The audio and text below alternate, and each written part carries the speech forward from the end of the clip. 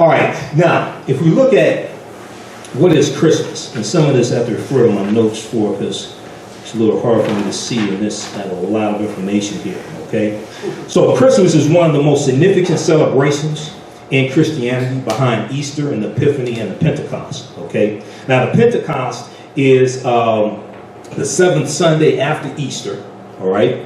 And it commemorates the descent of the Holy Spirit upon the disciples, also called Whit Sunday, all right? Now, you do it here in the U.S., I don't know about you, I don't hear a whole lot about the Pentecostal. We hear about Pentecostal, which is a denomination, but the actual celebration of Pentecost we don't hear a lot about. We hear more about Easter, and we hear about Christmas, of course. Now, what determines when Easter is celebrated? Does anybody know?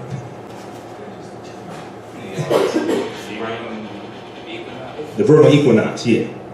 So we're gonna get into astronomy also, because astronomy deals with when Christmas is celebrated as well as when Easter is celebrated also. Okay. All right. Now, okay. What does the word Christmas mean? Okay. So we know that Christmas is a Christian feast commemorating the birth of Jesus, but Christmas comes from it actually comes from the Old English word Christus Mass, okay, which comes into existence around 1052 AD, okay, Christus Mass. And then we have the Middle English Christ Mass. Now, Christus Mass means the festival of Christ or the Mass of Christ, the festival of Christ or the Mass of Christ, okay. And you're going to have celebrations going back to 336 AD called the Festival of the Nativity. Okay, but when you study history back at those times when they were celebrated, 4th century, 5th century, 6th century, it wasn't called Christmas. Okay, we see the term Christmas come in existence around right around 1050 AD. Okay, the word Christmas, and also it means the festival of Christ. All right. Now, Christmas tide. Has anybody heard the term Christmas tide? Okay, so Christmas tide refers to the actual season of Christmas. All right, so it refers to the 12, what we call the 12 days of Christmas, and the 12 days of Christmas is actually from December 26th through January the 6th. January the 6th is known as the Epiphany. Has anybody ever heard of the Epiphany? So the Epiphany, referring to Christianity, Epiphany deals with the manifestation of Christ or the first appearance of Christ. That occurs on January the 6th, all right? So we know Christmas is December 25th, and it's based upon the Gregorian calendar, which is the calendar we use today, introduced in 1582 by Pope Gregory XIII. But December 26th to January 6th is known as the Epiphany, and the January 6th is also known as the 12th night as well, okay? So if you hear the song, The 12 Days of Christmas, on the first day of Christmas, my true love gave to me, this is what they're talking about, that period of time, December 26th to January the 6th. Sometimes you'll see it written, and I've seen some sources that say December 25th through January the 5th, but that's not exactly correct, because January the 5th is the eve of the Epiphany, and when you study the Epiphany, January 6th, it's also called the 12th night, okay? So it's actually from December 26th through January the 6th. If you check this book here, it's a fantastic book. I read it a few years ago, and this is one of my references for this presentation. Christmas Miscellany. Everything you always wanted to know about Christmas. This is on page 98 by Jonathan Green. And they have a ton of information. They have more than what I want to know about Christmas in that book. There's a lot of information in that book. Okay, now, where does Christmas come from looking at a biblical perspective, okay, or the celebration of it? Because, like I said, nowhere in the biblical text does it mention actually the celebration of Christmas, all right? So when we look at Christmas, we're looking at Christmas is based upon the story of the birth of Jesus Christ according to the Gospels, according to the Gospel according to Matthew. Matthew chapter 1 verses 18 through chapter 2 verses 21. And then also the Gospel of Luke chapter 1 verse 26 through 56 as well. Now, what most people don't know, like I said, is nowhere in the biblical text does it mention the celebration of Christmas or that Jesus Christ was born on December 25th, all right? Now, what we're going to do is look at some pre-Christian celebrations from different European countries, different European cultures. Okay, we have the Festival of Yule, which was celebrated in Scandinavia, and that's among the Norse or Nordic people. Nordic referring to north. We know about Scandinavia and the Nordic from Thor. If you deal with the mythology of Thor and Odin and Loki, these were Nordic people, Scandinavians, things like this. That celebration was a winter, or some say midwinter celebration from December 21st through the end of January. Now, we've heard the term Yule before. Yuletide carols being sung by the choir. Okay? Yule was an ancient celebration that then makes its way into England. Okay? And we know that the English come here in 1607, Jamestown, Virginia. By the 11th century, the word Christmas is going to replace the word Yule, but you still hear it referenced, and you'll hear Yule used a lot of times to reference Old England and celebrations in Old England. So we've heard this term before, Yule. All right. Odin, you had a festival of Odin, the German festival of Odin, of the pagan deity Odin, which is a midwinter holiday as well. In Odin, we know father of Thor. You'll see this. You'll see Odin talked about in Scandinavia, but also in Germany as well. We see the Festival of Saturnalia. Roman. How many people are familiar with the Roman Festival of Saturnalia? Ain't nobody? Okay. So the Roman Festival of Saturnalia was in honor of the deity Saturn, the Roman deity Saturn, which was an agricultural deity, and the planet Saturn is named after the Roman deity Saturn. And the last day of the week, Saturday, is named after the Roman deity Saturn as well. Because we're going to deal some with the origin of the days of the week. When you deal with that, it takes you into mythology, and it takes you into different cultures also when you deal with the different days of the week. Okay. All right. So we have the Roman Festival of Saturnalia from December 17th through December 25th. Now, at one point, they're going to celebrate this festival for an entire year, and this is a Roman festival. Then you have the Festival of Mithra. Now, Mithra was a Persian deity, a sun deity, and Mithra is a minor deity that's going to be elevated to a major deity around 5th or 6th century BC. It was an ancient festival in honor of the Persian sun deity. It occurred from December 25th through January the 1st. Now, it was also celebrated by the Roman elite. Then on January the 1st, the Romans are going to celebrate something called the Festival of the Calends as well. Okay? The Festival of the Calends. And we'll talk about that some more here in just a minute. All right. Now, in a lot of my presentations, I talk about how white supremacy is like the Wizard of Oz. Okay, has anybody heard me talk about that before? A white supremacy is like the Wizard of Oz. Okay, so everybody's familiar with the Wizard of Oz, right? Yeah. You got Dorothy, Toto, the Tin Man, the Scarecrow, and the Cowardly Lion. So they're going to see the wizard, right? So Dorothy wants to go home. The Tin Man wants a heart. The Cowardly Lion, the Tin Man wants the heart. The Cowardly Lion wants courage. And the scarecrow wants a brain, right? So they're going down the yellow brick road, and they're trying to find a wizard to grant them these wishes that they want. Okay, so they get to the wizard, and you watch the original one. You watch the Wiz. You see it play out in the Wiz as well. So they get to the wizard, and they see this big ominous creature, mechanical creature, steam coming out of its ears, things like this, deep voice. And they're petrified by it, right? So Toto goes around the side of it and pulls a sheet back and exposes that it's a dwarf, or midget, we're not supposed to say midget, but a dwarf, manipulating technology to make itself appear much more ominous and more powerful than it actually is. So then, after talking to the wizard, they find out everything they were looking for they already had in them. But they didn't have the right teacher to bring it out of them. So Dorothy found out that all she had to do was clip her heels 3 times. She could go home anytime she wanted to. The Tin Man found out he had a heart. The Lion found out he had courage and had exhibited courage on their journey but didn't know it. And the Scarecrow found out he already had a brain and had been using his brain but didn't know it either. So they found out that everything that they were looking for was already inside of them. Okay? And this is when we get further into the presentation, and we deal with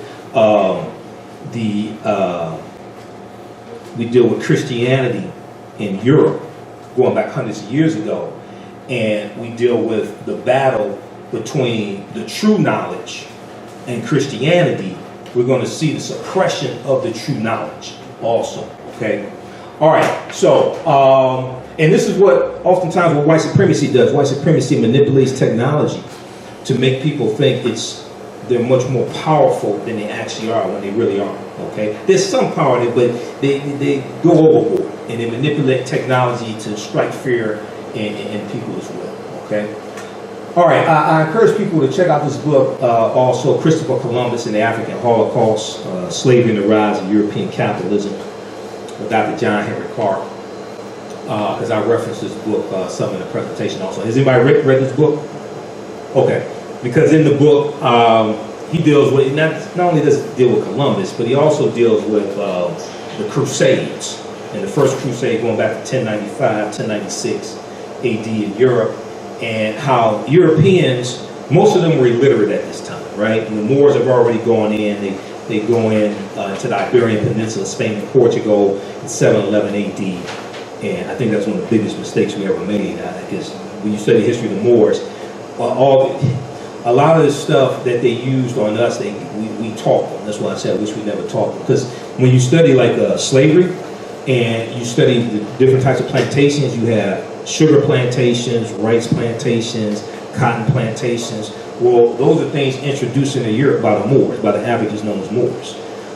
So, and you study the sugar plantations making sugar cane. These were brutal plantations, and you're going to see them in the Caribbean. You see them in Cuba, you see them in Haiti, things like this. Because one of the things Columbus was trying to search for on his 4 voyages, he first set sail August 3rd, 1492, on the Nina de Pinta and Santa Maria. He was searching not just for gold and silver and riches, things like this. He was also searching for another source of sugar, because a lot of Europeans had gotten hooked on sugar introduced by the Moors, so they were trying to find another source of sugar as well. And this is why you're going to see a lot of sugar plantations in the Caribbean. Cuba is one of them. Sugar is still one of the largest exports out of Cuba to this day. Okay? All right. So, all right, now, a lot of people hear the term pagan, all right? But what exactly is the term pagan? Now, pagan is a word that is misused to speak negatively about a group of people. All right, when we look at, and you can learn a lot of history by just reading the dictionary and studying the etymology of words. So, what we're told is that a pagan is an adherent of a polytheistic religion in antiquity, especially when viewed in contrast to an adherent of a monotheistic religion. Okay, so what happened was when Romans started adopting Christianity, this becomes the official religion of the Roman Empire, and they're still conquering people. A lot of people they're conquering are not Christians, so they negatively label these people and put the term pagan on them. Okay, now if we look at it, let's see. Pagan is one who has no religion, an adherent of a religion other than Judaism, Christianity, or Islam. So they're saying because they don't deal with one of the quote-unquote monotheistic religions, they're somehow pagan or backwards. Also a hedonist. Now hedonism deals with those engaging in indulgence. It could be overeating, it could be orgies also, because when you study the Festival of Saturnalia and you read African people and European holidays of mental genocide by Dr. Shaka Musa Barashango, he talks about orgies that they will engage in also during the Festival of Saturnalia as well. Okay, so if we look at the word pagan, it comes from the late Latin word paganus. Okay, and basically it means country dweller, civilian. Comes from the word pagus, which basically means country or rural district. It just basically meant something that was indigenous to a people in a country area or a rural district. These are the people who Romans are coming in contact with when they come in to conquer them. Okay, so they take this term and you have a change in the meaning of it to make it a pejorative or negative term. It's the same thing with the term primitive. Okay, primitive means primary or first, but in anthropology and archaeology, primitive has a negative connotation. Okay, primitive means that you're backwards or really old or something like that. It doesn't mean old. Just like when they when they say African people are primitive people. Well, yeah, we are, because we're the first people. That's right. But primitive goes back to primary, which means first. Okay, but because of white supremacy, you have changes in the meanings of these terms. All right, now when we look at Yule. Okay, we get deeper and look at the term Yule. Yule comes from the Old Norse term Jol. It referred to a winter festival among Germanic people. You'll see the term Germanic used to describe groups of European people. Germany is named after Germanic. If you watch a documentary series on the History Channel, it's called The Barbarians. It's a multi-part series. Each installment, they deal with a different barbarian group or Germanic group of people. They deal with the Anglos, the Saxons, the Jutes, the Alans, the Picts, the Vandals, the Visigoths. They deal with all of them. Okay, it's fantastic. And then they have it's a multi-part series. It came out back in about 2009 or 2010. Okay, you can probably still order the DVDs on their website. History.com is the official website of the History Channel. They also have a 2-hour documentary called The Dark Ages. And that one is like a summary of the Barbarian series. The Dark Ages is excellent also.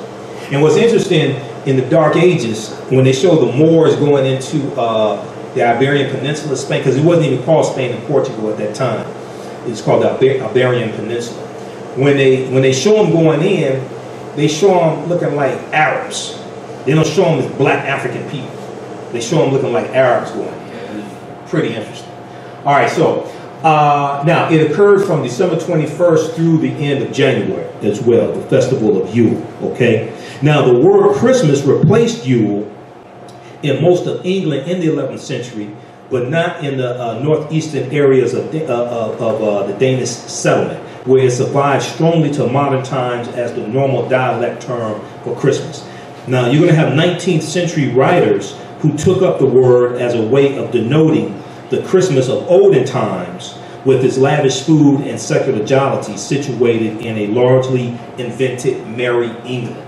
Okay, so when you read A Christmas Carol by Charles Dickens, and you read old things like this from like the 1800s, they'll talk about Yule and is referencing celebrations in England. Okay, all right. Now, who is Odin? Okay, now we've all familiar with Thor. You may have seen the Marvel motion picture Thor. I grew up watching like the Marvel superheroes. They had like one each day, like during the weekdays.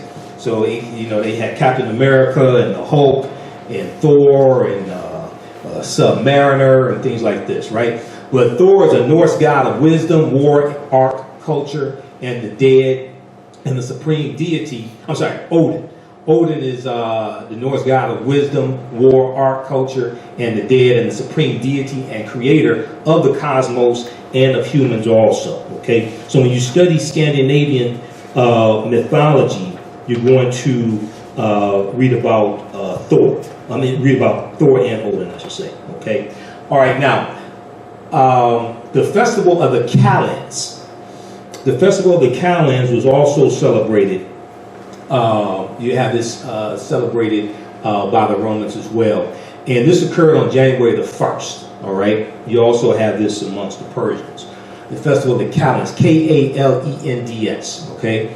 Now, the word kalends is the origin of the word calendar, and if you go to Merriam-Webster Dictionary, it'll explain this to you. Now, Middle English, the word calendar is from the Middle English, but the word that this originally comes from is calendarium, which means moneylender's account book. Calendarium, which means moneylender's account book. And what would happen is, the beginning of the year, this is when all debts were supposed to be settled, things like this, okay? So the word calendar comes from calendarium, and you would also have this festival of the calends as well. All right. All right. Now, what is astronomy? A lot of times in organized religion, we're not taught to deal with astronomy. We're not taught to deal with astrology, things like this. Okay, but basically, astronomy is the scientific study of matter in outer space, especially the positions, dimensions, distribution, motion, composition, energy, and evolution of celestial bodies and phenomena.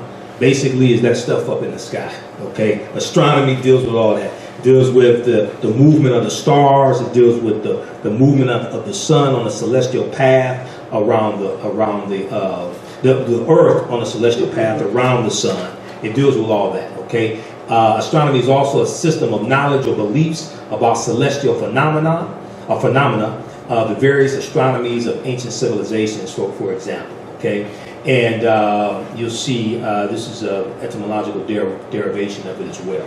Okay, now astronomy plays a big part in understanding Christmas also. Whether you deal with the Festival of Saturnalia, which was an agricultural deity, and in Rome and in different cultures they would celebrate the regeneration of crops, the regeneration of green crops, and a lot of times we would have festivals around this. Okay, and then also when we get to the Winter Solstice, we'll talk about astronomy as well there. All right, now, and I'm going to follow along here with my notes. Okay, what is astrology? Okay. Now, astrology is the study of positions and aspects of celestial bodies in the belief that they have an influence on the course of natural earthly occurrences and human affairs. Okay, so people want to know your sign and what time of the day you were born, and deal with how this affects your personality and behavior, etc. Historically, African people didn't make a distinction between astronomy and astrology. This is something that's going to be dichotomized. Europeans are going to dichotomize this, all right, or have a separation between this. I want to give you an example here dealing with lunar, okay, because everybody's heard of lunar referring to the moon, right? Everybody familiar with lunar? Okay, well, there's a connection between lunar and moonstruck and all of that. So if you look at the term lunar, okay, it's Latin, comes from lunaris, and luna, L-U-N-A, means moon. Okay, if you look at the word moonstruck, right, it said the definition of moonstruck is affected by or as if by the moon. Okay, mentally unbalanced, romantically sentimental. So moonstruck is talking about the effect that the moon has on people. Now, if you look at the definition of lunatic, somebody who's crazy, right? Designed for the care of insane persons or affected with lunacy, L-U-N-A-C-Y. That's lunacy. Okay, so you hear the prefix luna. This is all connected. Now, when you study this, it tells you that the word lunatic, it comes from the Middle English. This goes back to the late Latin. But this comes from the belief that lunacy, or somebody being crazy, fluctuated with the phases of the moon. Okay? And this goes back to the 14th century AD. And this deals with moonstruck, things like this. So you hear people say it must be a full moon out tonight because these Negroes acting crazy. Okay? This goes back hundreds of years to an understanding of the way that the phases of the moon impact our body, and our body is about 80 to 90% water, and we know that the phases of the moon have an impact on water as well, so it also impacts us also. Okay, all right. Now, when I was a kid growing up in the 1970s, I would get up Saturday morning and watch cartoons, because we didn't have the Cartoon Network or anything like that. And one of my favorite shows, and then, all the kids shows came on Saturday morning, etc. Right? So one of my favorite shows was the Shazam and Isis Hour. Okay, it came on CBS, 11 a.m. Shazam and Isis Hour. And I still have comic books at home that have advertisements for the Shazam and Isis Hour, right? So they had this show called The Secrets of Isis. And back at that time, I ain't know any better, so I sat up and watched this show, and I thought this was Isis, okay? All right, and it was, and you know, also kind of embarrassing. It was just like last year or a year before that. You heard about Maria on Sesame Street that was retiring from Sesame Street. Did you hear about that? Nobody heard about that? I'm the only one? All right. Well, I was embarrassed because I thought her name was Maria. That wasn't her real name. That was the name of the show. For 45 years, I thought her name was Maria. But no, she retired from Sesame Street after 45 years. Okay. All right. But anyway, so, all right, so you have this show called The Secrets of Isis, right? And you have this white woman who they told us was Isis. She has a sun disk of Ra on her forehead, the horns of Hathor. When you watch, you can watch episodes of this on Hulu. Okay, anybody have Hulu at home? Hulu's like Netflix, but Hulu is geared more. They have more TV shows on Hulu than Netflix does. Okay, but on Hulu you can watch episodes of this. In the beginning of the show, they talk about her getting her powers from ancient Egypt. They talk about the daughters of Hathor. They talk about all this in the beginning. Now, back then, I didn't know what this was, okay? But, and this is the official DVD cover from the complete series of Isis. So if you want to get the box set, I don't know why, but if you want to get the box set, you can get it. So here they have, now this is not historical. I talked to Professor Manu and Pim about this, and I have books at home that show you inside the pyramids and the carvings, and this is nowhere. I haven't seen this anywhere in the book. And he told me this is not authentic. But they create this to make this seem like this is something authentic and to give this legitimacy. You see their different complexions though, right? Yeah. Okay, so then they have these three Europeans in front of one of the great pyramids at Giza also. Okay, so we're watching this, and we see this woman has all these powers, what have you, but we don't know she's a copy of a deity, a Neter, coming out of ancient Kemet, ancient Egypt, who was Auset, who the Greeks called Isis. And she gave birth to Heru, who the Greeks called Horus, on December 25th as well. We're going to get into that story, because the stories of the Immaculate Conception and adoration, things like this, these are ancient stories told over and over and over again, adapted to various people's cultures, okay? All right, now,